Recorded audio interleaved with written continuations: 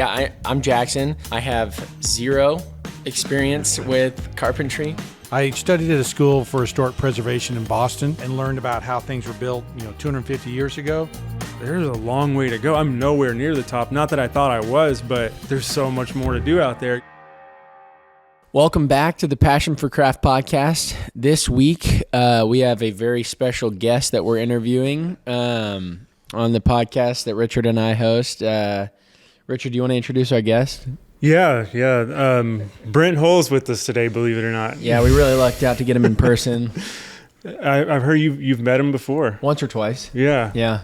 In passing. Y'all go way back though, right? Yeah. Well, I mean, I met when I was young, but This is hilarious. You didn't really remember. You guys are really funny. I actually don't remember when we met. It's funny. Oh, that's weird. Yeah, I have no memory of it. Well, we're glad to have you today, Brent. Thanks for coming. Glad to be here. So today we're going to ask Brent some great interview questions that we've maybe asked some of our other guests that we've had on, some of the other masters that we've gotten to interview thus far.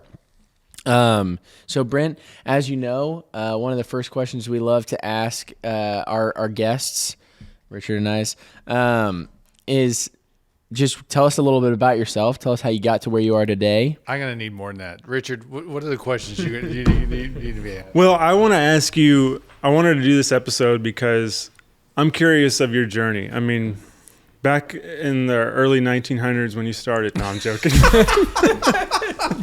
No, but seriously, the car. though. What was it like to ride horses? No, just your journey. Like, I mean, when did you first find out you had a passion for craft, and what put you on this path to be where you are today? Like, go back to the earliest memory of like. We've had Gary on, we've had Dan on, we've had Eric on, we've had all these guys on. And they just kind of walk us through how they got to where they are today. So let's start there, and then we'll kind of continue on. It's a good question. I remember. It is when he asks it. I remember when I was at North Bendistry and I was looking at a molding, and I looked at the molding and it kind of stopped, and I said, "That is so beautiful," right? That was the first. If you were going to say when did passion for craft start, that's when it started. When I was at North Bendistry. Do you remember what molding it was? Yeah, it was in a little OG molding. That was kind of the tail end or the front end of a casing, and so. How did you know you wanted to go to North Bennett Street, though? Well, I'll get there. Okay. The North Bennett Street is really has made my career. It's what reason, God willing, Jackson, when he's done at KLife, goes to North Bennett Street. It's just made my career. It changed everything. And so, but the deal is that I went to a competitive all-boys school in Dallas called St. Mark's, and I was a middling student. I was my brother was really much smarter than me. He had gotten into that school, and I think they just figured I'd be smart because he was smart, and I really wasn't a student. I just didn't like it, and I liked art class more. I liked there was an industrial arts class, a woodworking class. I did that. I didn't love it at the time. I think the teacher was too rigid. That's good to hear. I hate woodworking now. And so I built a stereo cabinet when I was there. When I was in that industrial arts class. So I know I took those classes with much more interest. I was, so even early on, I knew I wasn't a student. And when I went to college, I kept trying to go into the business classes because I was like, I know I'm probably going to end up in business. But I'd go to an economics class and I'm just like, oh my gosh, debits and credits and just, wait, which one's which? And it just, I literally would go. I was a history and English major. I was a history major for the majority of the time, then picked up the English major later. But I'd go back and take an exam. I go, I know I'm getting into business, but I just can't stand these classes. Then I'd leave and go back and finish my history degree. And so my whole deal was when we were getting out, I just didn't want to wear a suit. I didn't want to go to the cubicle. I didn't want to do that. And it was just like, that was what, was in my back of my mind. So my buddy of mine had a handyman business in college, Stephen Davis, and we were really working for tools because you remember the old Makita 9-volt with the long, thin 9-volt trigger handle? That was the blue first, ones, one of the those first drill, right? Yeah. That's what was the goal, right? Yeah. We just I want my own Makita cordless battery powered drill. And because Steven had one and I wanted one. So we put a ad in the Penny Saver, Thrifty Penny or Thrifty Saver, a local thing. And this lady had us build a brick wall, a little brick planter. We ended up, doing a little bit of trim work. There was the sororities on campus. There was a homecoming parade. We would build floats for them. So we were taking old cars and torching the top off the car so that we could build a metal frame to it, weld a metal frame to it, and then drive it through the parade. And so they had budgets that were probably, I don't know, $5,000, and we were, working for nothing just because we got to weld stuff, right? Yeah. Because we got to, do stuff we'd seen in the movies, and so I liked working with my hands. I built a lot of things. My dad had good tools, amazingly. He does. It's ironic because he had good craftsman tools then, but then after I go to North Bendistry, he starts buying cheap China tools, and I'm like. Anyway, so I liked working on. It's funny to hear you say that he had good tools. It is. Now it's like, Grandpa has the worst tool. It's the worst. So my buddy and I had that handyman business. I go up to Vermont, where my best man at my wedding was working that summer as a lawyer. And I got a job bartending at a bar. And, this is, I'd already graduated and I was kind of just hanging around up there. And, I was like, well, I guess I'll just stay here, through the winter and, and just, see what happens. And my buddy called and said, hey, would you be interested in working in this wholesale nursery? And I was like, wholesale nursery? I don't know anything about plants. He goes, I don't either, but you can build sweat equity into this deal. He'll give you a third ownership if you build in sweat equity. And so I was like, dang, that sounds great. So we moved to Daphne, Alabama, or Fairhope, Alabama was where he had bought a nursery there. You were just floating around right now. Floating around. And so he had this wholesale nursery there, and I just said, and so we just started working, learned how to build dirt, right? How to put lime and calcium in it and nitrogen and all these different things. It was cool. I enjoyed it. But it was absolute failure of a business. I mean, they had a hula girl hibiscus. I don't know how much you want me to get into this. They had a hula it's great. Keep hula going. girl hibiscus, okay, which was a unique hibiscus that we start going around selling to these local businesses, talking to them about, hey, we got the hula girl. And they kind of started turning their nose up to us. And we're like, and we kind of, what's wrong? They go, your hula girl falls apart. We're like, what do you mean it falls apart? And he goes, well, all we can figure is that, we took one out and it's planted in bark. And all we can figure is that your previous owner, all they did was fertilize the heck out of it so that it had all these blooms. It showed up, but 2 weeks later, all the blooms were gone.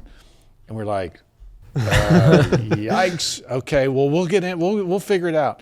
And so the guy who had bought the business, who was our, planting guy, expert, he goes, we're going to do bedding plants. Bedding plants are like, petunias and, the things you plant in the spring for the pretty flowers. Petunias, violets, all that kind of stuff. Periwinkles. And so we had a acre under greenhouse, and we planted all this dirt. We ball seed, had all these little startings, things. Just rows and rows, an acre of bedding plants laid out. We showed up one morning and a third of them were dead. And we were like, what? What's going on? If only we knew what a credit or a debit was. Right? So Business. The Auburn extension comes out. They're basically the Texas A&M, the agricultural arm in Alabama, school in Alabama. Auburn comes out and they're like, well, you got a fungus. And the guy's like, what's a fungus? So in Dallas, it's dry enough. We don't have a lot of hot things. And so he never experienced the funguses that we had in Alabama because we were down by the coast, or closer to the coast. Moisture. Too much moisture.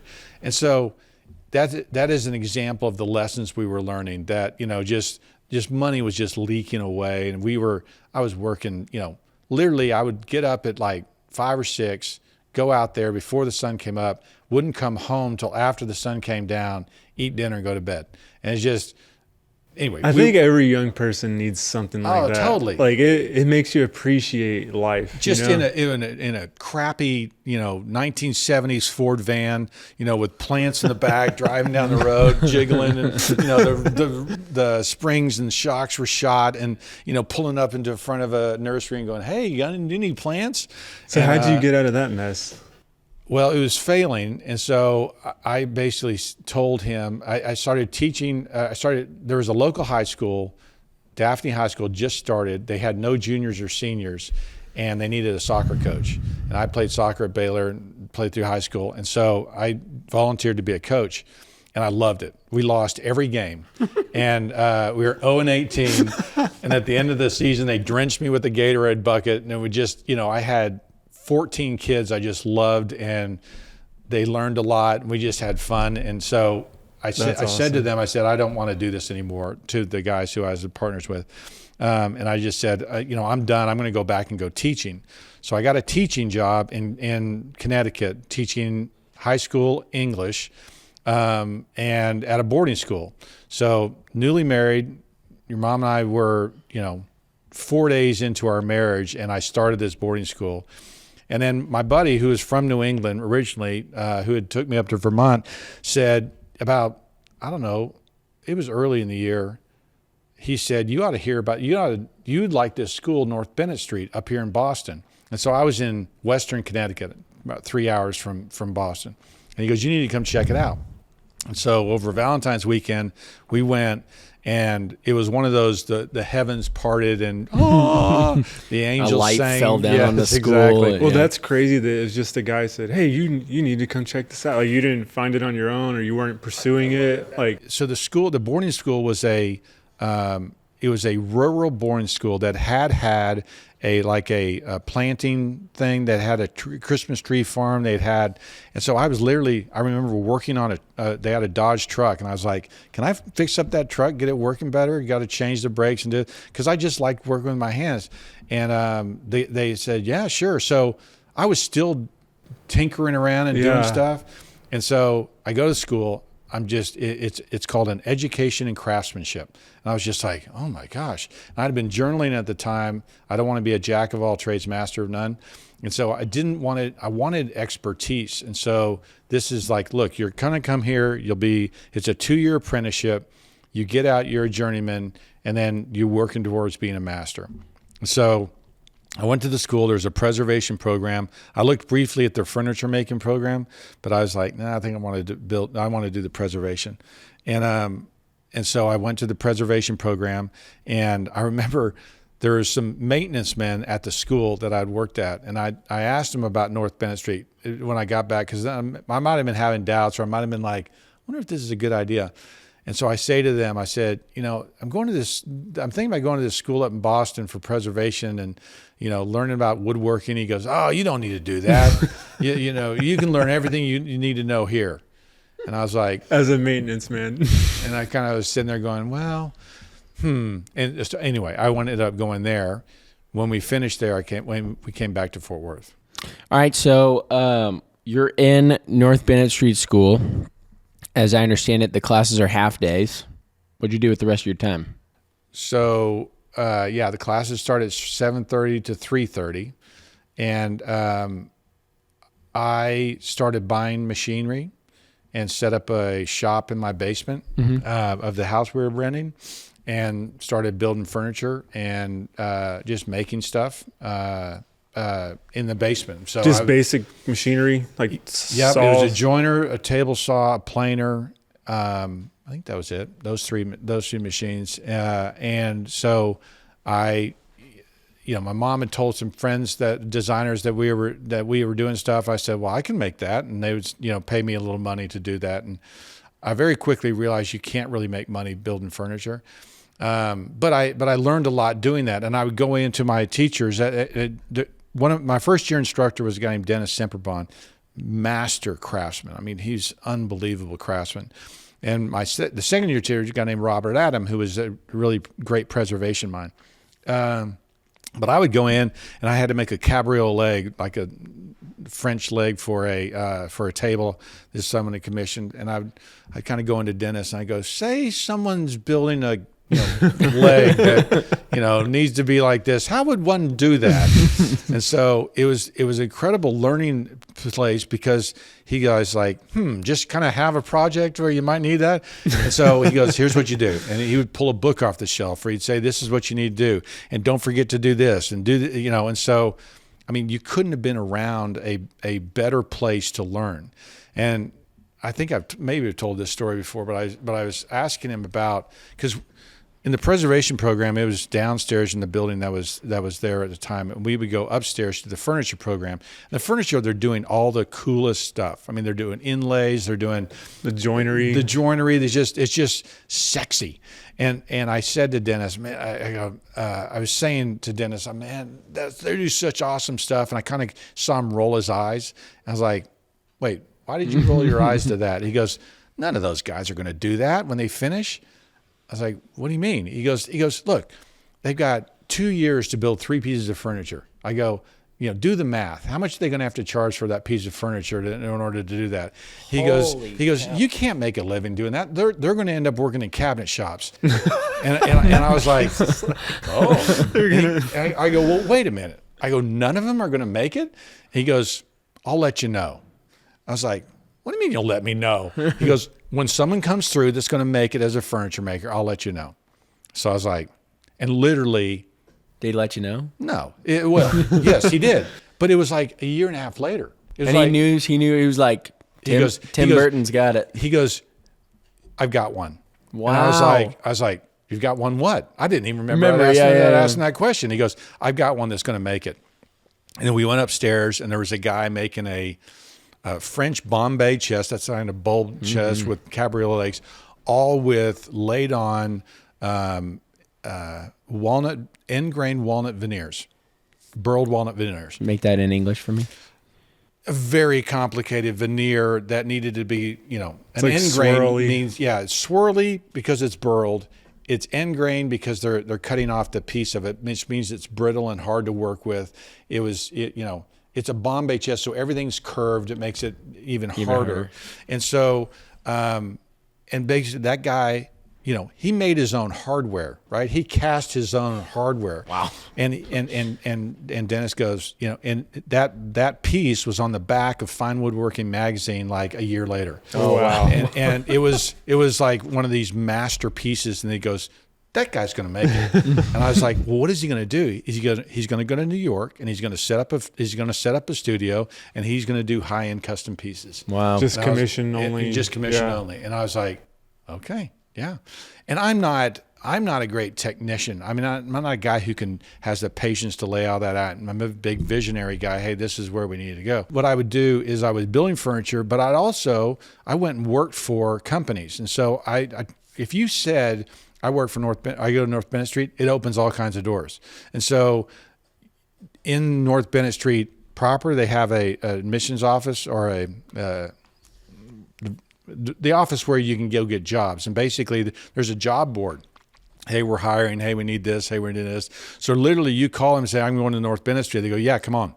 I mean, it's just that, wow. You know what you're doing. Come on, we'll hire you. And so I worked for 2 different furniture shops doing stuff, just helping them build stuff and helping do things. And so, saw some bigger production shops, how they were working, co-ops, all these different kinds of stuff, but ended up doing most of the work for myself. But you also have 4 months in between semesters. So they intend you to go do a real long apprenticeship or an internship between semesters. And guys were going to historic museum villages. They were working on really cool historic projects.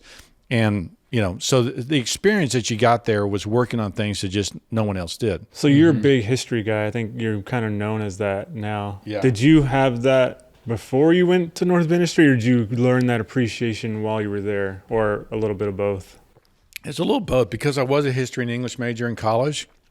I always liked history. In fact, I remember being at St. Mark's in 10th grade history class, and I got like a D on a test or something, or a C, and I thought I'd done well. Maybe I got a C and I thought I got an A, and I was like, you know what, I don't really care. I don't care that I did bad in the grade, because I like history and I learned a lot. Yeah. So anyway, so I've always been a history thing. The beautiful thing about it, the thing I like, is that it's taken the history piece and applied a kind of an insight through the construction lens of how things were made that gives you an extra view into history that I hadn't learned in books. Yeah. And so you're like I still marvel at William Buckland and Samuel McIntyre and the things that they were doing with the tools that they had and the materials and how they ran their businesses.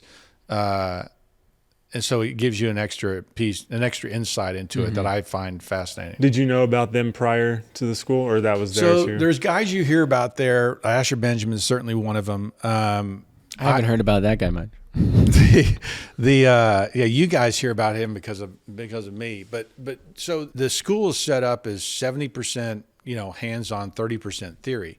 So you are going around and looking at historic buildings, and you are, saying, this is an Asher Benjamin building, and you go, well, who's Asher Benjamin? Well, he was a master builder, and so you like hear these names and hear this stuff.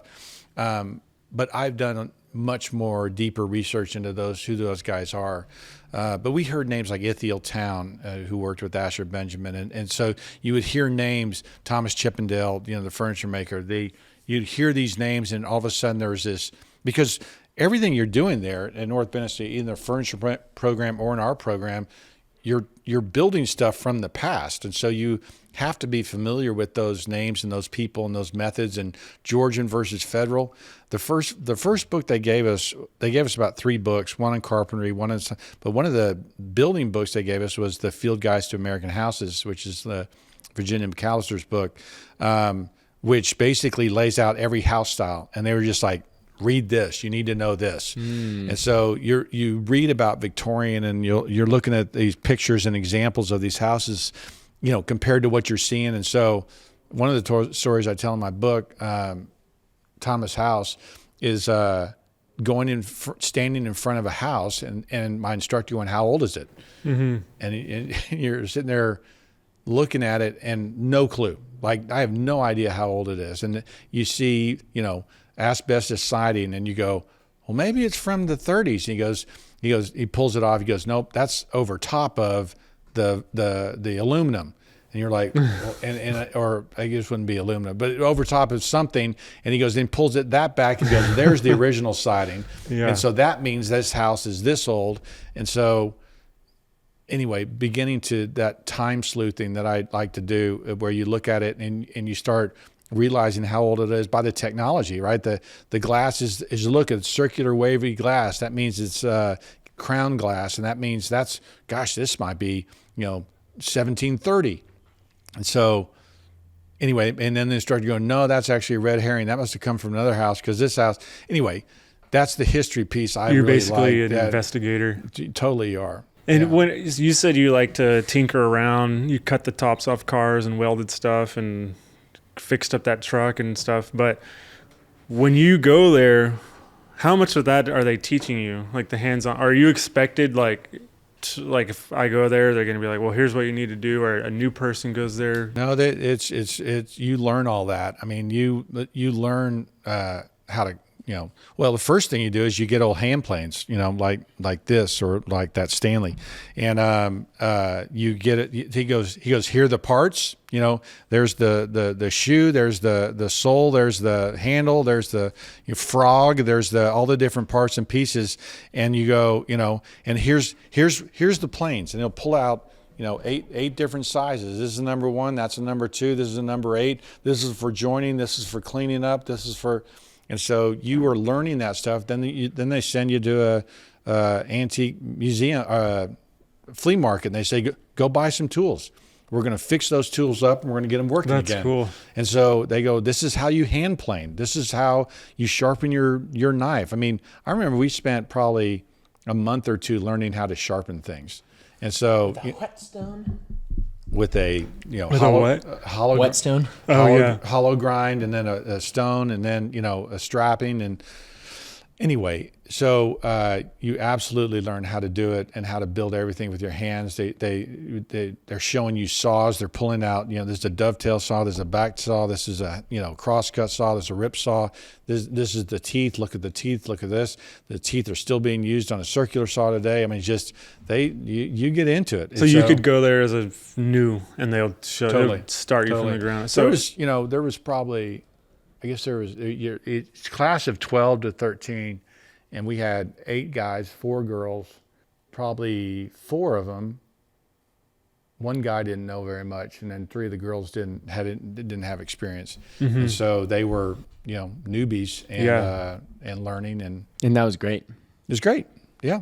it's almost better because then you're just learning the right way immediately. Well, you're also not intimidated that, I'm going to ask a dumb question. There really aren't any dumb questions. It's just like, I got to know. Yeah. So you're just, figuring stuff out. And so, So from there, you go through that, you graduate, and then you come back to Texas. Is that the next step? yep. So Chrissy, my wife was a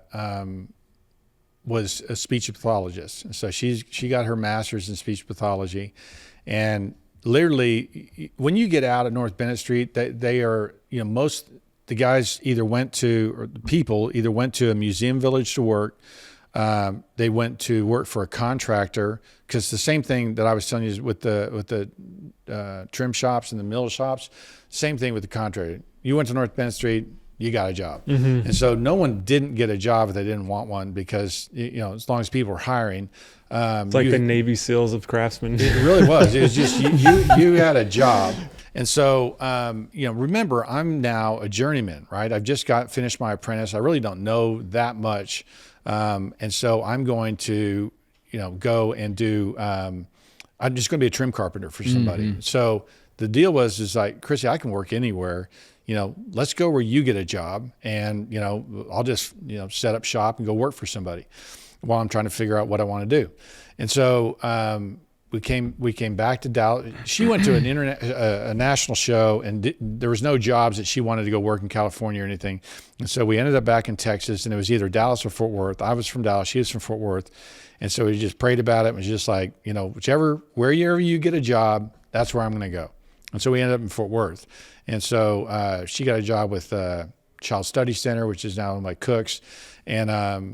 And so I started in my brother's garage. We didn't even have a house. And so my brother had a 1920s bungalow with a 2-car garage in the back, detached garage with, sliding, barn-style doors. And so I set up my shop in that garage, and just basically had my calling card out. I had networked with preservation people who had never heard of North Bendistry, and I could call the Texas Historical Commission, and I said, is there anybody in the state that does woodworking, millwork in historic properties? Well, weird. Yeah, there's one guy in Midlothian, a guy named Tom Clark. Give Tom a call. Oh, that's the Leeds Clark guy you were, yeah. And so Tom ended up being just this great resource for me, took me under his wing, just said, yeah, we can help you out. In fact, he's the one that talked me into not going to work for somebody else and going to he goes, you know how to build doors? I was like, yeah. I built like one door, right? And so, but I knew how to do it, in right? concept. Yeah. And so exactly. And so I'm sure I could build more than one. And so he goes, I just got this Grapevine Depot. I need about 7 doors for this thing. Oh, this and story. that's the story. That's the start of that story. So that was your second door that you'd ever built. So that redeems it. It was my second door. It was actually my first, stave core door. Yeah. So, and I won the stave core. And solid core. So, he's like, we're not getting into that. we're not going there. So Yellow pine. Anyway, so you start on your own. Yeah. So I started handing out cards, started trying to network, and the reason why I have two businesses today, Hull Homes and Hull Millwork, was because I was just trying to do whatever I could do, and both finally grew up and kind of got out on their own. It was Hull Historical, which was both companies for a long time, and then 10 years ago or 15 years ago, we split it to Hull Millwork and Hull Homes. So I was remodeling. I was doing handyman work. There's builders in town that I did their trim carpentry.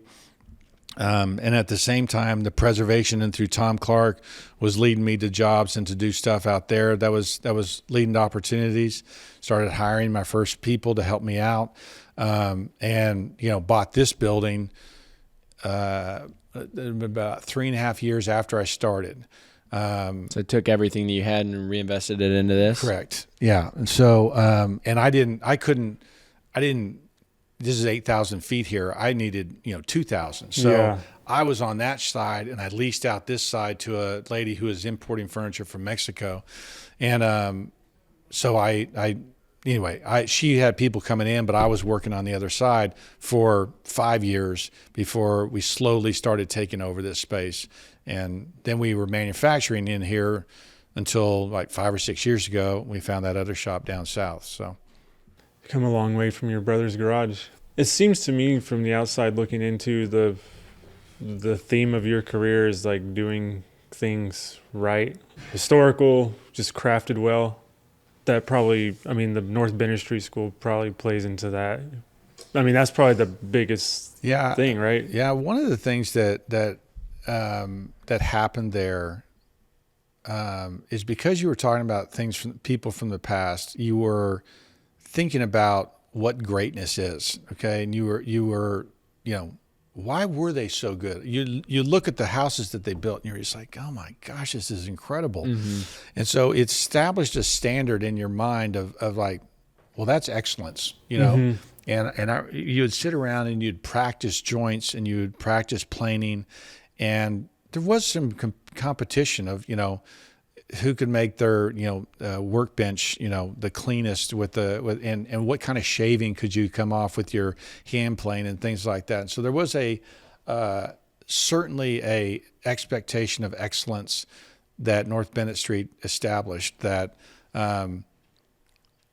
carried into the rest of your career. Yeah, I remember early on we were standing around. We were probably in the class 3 weeks. And one of the guys said, they were talking about joints. We're looking at something, and the guy goes, one of the students said, "Putty and paint, make us what we ain't." Yeah. And the instructor slapped him. Just about. The look on his face was like, "Yeah, we're not doing that." Yeah. And everybody's like, "Ooh, oh, okay, yes, sir." And do your best, cock the rest. Yeah. So it's like, we don't use caulk, okay? And it's just like, oh, okay. So, it established a standard that you're like, okay, yeah, that's not acceptable. This is. So my YouTube short wouldn't be acceptable? They'd get expelled from the school with that one? Yes, exactly. 4-inch gap in between. Yeah. Just pumping it in there with a freaking concrete truck. So it did. And one of the things that's hard, and I've tried to explain this to people as they talk about, our work. Well, how do you get to your level? How do you do that? And it's a little bit, if you build it, they will come. Mm-hmm. But it can be a very scary, lonely road chasing after that ideal and perfection. Man, that's a good word. If you build it, they will come. That could be like from a movie. No, he just made it up. No. Is that a movie? Is there a movie? Oh. It's talking about houses. In other words, if you set this example of sounds like a football movie. Sorry, I'll stop. If you build a expectation for your team, for yourself, for the work that you're going to do, that we're going to attain this. Yeah. Look, there was a lot of years I didn't make money. Right. Mm-hmm. There's a lot of years. I remember you talking about that. Where I struggled mightily trying to, do what's right, but it costed me thousands and thousands of dollars. I remember there was a guy down the street. We did a house for it. Ended up being a bad guy, and we did all this millwork for him, and it didn't. The windows that we built didn't come out right for some reason, and it literally required me to have a guy there for about 4 months. Totally on my dime, just fixing this thing. It was a lot of work, going back to the mill, doing all this stuff, just to make it right. And that hit you hard. Oh my gosh. Yeah. And so it pays off now. You look at it, well, now, yeah, that was a great decision. Well, no, it wasn't. It was a hard decision. But it was just establishing a standard. And now our clients will say, well, if Hull's doing it, that's you've got the best out there. Yeah. Well, how do you get to there? Mm-hmm. It's a lot of, fixing things at your cost in order to make it right. Yeah. Mm-hmm. And it's easier to do now than it was when I didn't have any money. Right. And couldn't afford it. Or you're out there doing it yourself, trying to run a business. Totally. Yeah. And that's what that story about rebuilding those doors and where I'd done it so wrong, because that was only me, right? And then, I'm That's going back crazy. to the shop. And, I can't imagine waking up at doors 4 a.m. to try to just build more hours into the day, so you just can get more done. Well, I was thinking when Jackson brought that up, you should make your sign that you put in the yards now, Hull Homes. If you build it, they will come. No, I'm joking. But that would be Maybe funny. that should be your sign. Yeah. I want to change my name. You need to completely. brand yourself, because you got. When are you going to rename it? His email? Well, I shouldn't say his email. But you got your email, then you've got Finished Carpentry TV, and it really. Would you just call it Finished Carpentry TV? I would rather you not be known for your YouTube stuff. Yeah, I know. It's DFW Crown Molding, but I don't even like that name. I really don't. Because it's like, what?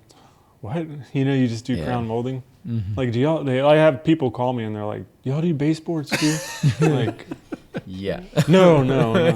Those are just crown. Can't you read?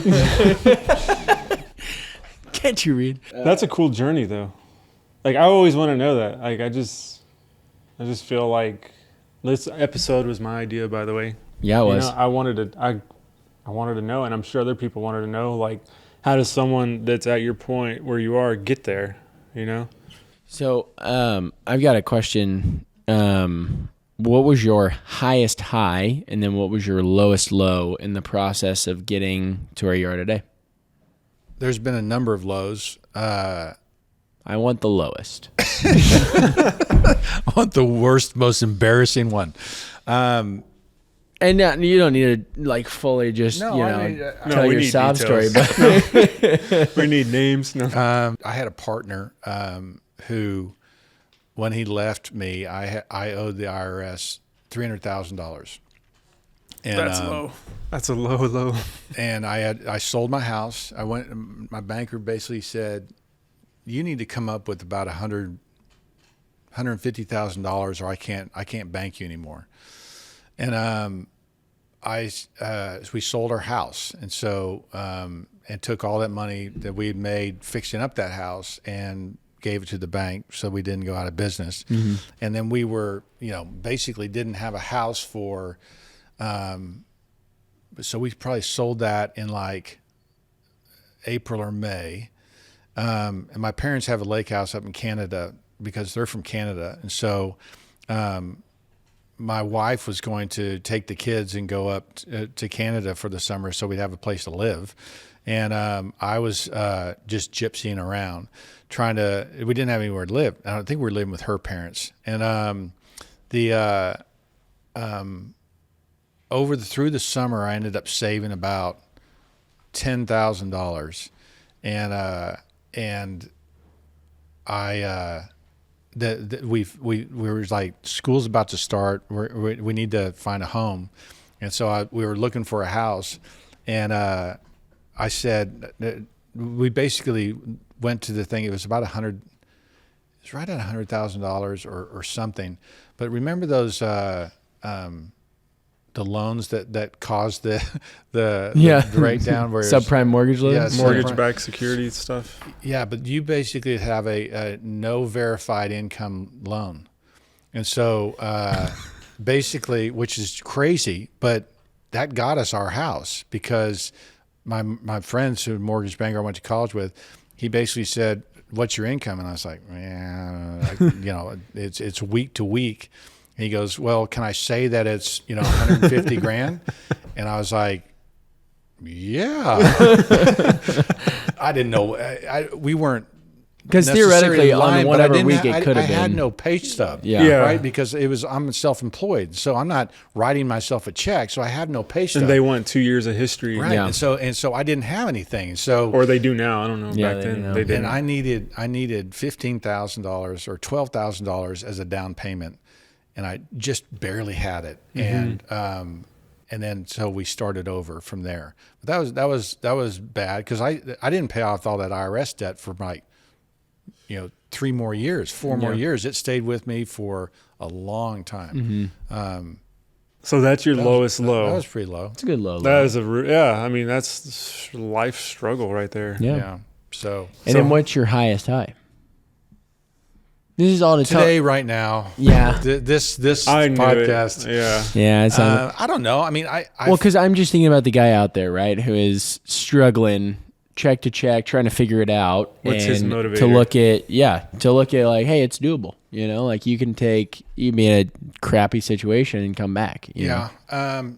Yeah, for sure. I think that things are building on themselves. I continue to learn a lot, right? I mean, we're at a position right now, probably comes across in our videos that like people say to me, no one does that work. Like you're in la la land. And so, and you're doing it. And Yeah. And so, I think we're in a very enviable position right now. And so I'm very thankful for the work that we have and the clients that we have, that they trust us to do stuff and that they call us and say, make my dreams come true. Yeah, just, hey, we're not talking to anybody else. We just need you to do it. Yeah. And so, these are good times, right? These are.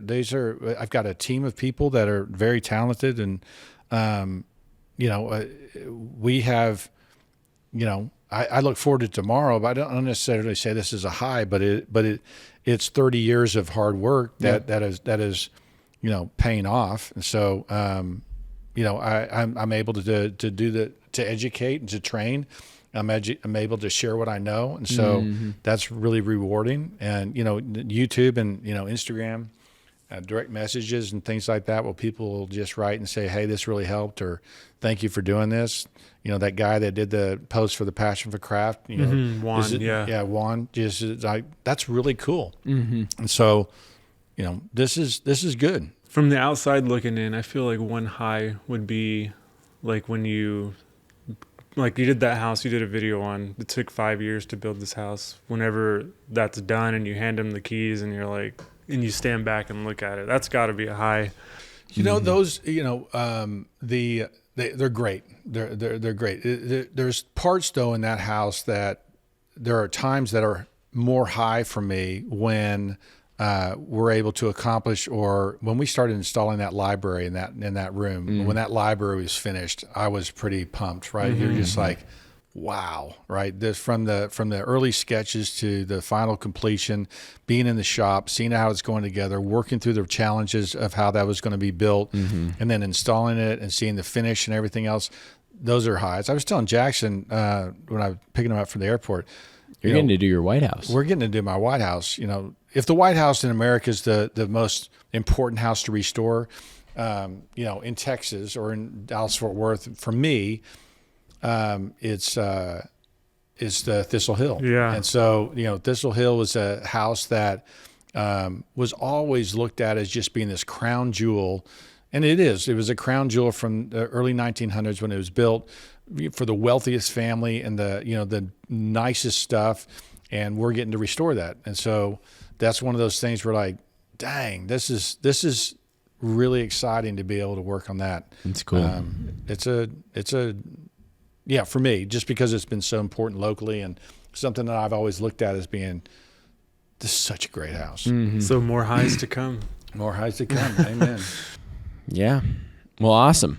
Well, Brent, thanks for being our guest. thanks for being a guest on the podcast. We have loved having you this week, and maybe you can come back sometime. Well, thanks to for think about it, but letting me dig into that a little bit. I've always been sure. curious of your journey, so I appreciate it. awesome. Well, hey, Brent, thanks for being a guest on the podcast. Happy to be here. We really needed to get a good guest after all these terrible ones. I'm just kidding. No, but thank you for coming on. We'll have you back maybe if you're nice enough and views do well. So we'll see what happens. But thanks for listening. Once again, if you're not a member of our Patreon, we'd love you to join in the conversation on our Discord and get premium access to some of these cool Brent's library and then Richard's practical applications of some of those things that we're learning. It's really, really fun. So see you there.